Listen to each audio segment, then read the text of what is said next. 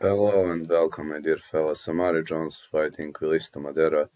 Amari Jones riding a score of 10-0. He doesn't hold his hands too high, but he's got excellent head movement, very odd fighting style, but the guy is very efficient, 6'0", and he was better than Pacino Hill, Tej Pradap Singh, Michael Lemel, Ankush Huda.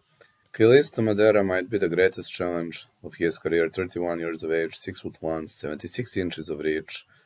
He lost to Kevin Newman, Armando Resendiz, even Alexis Torres, but he's got good cardio. This could be a problem for Amari Jones unless he scores an early knockout, because Amari Jones only boxed against Singh until the end, and the thing that kinda scares the shit out of me, this is 8-round fight.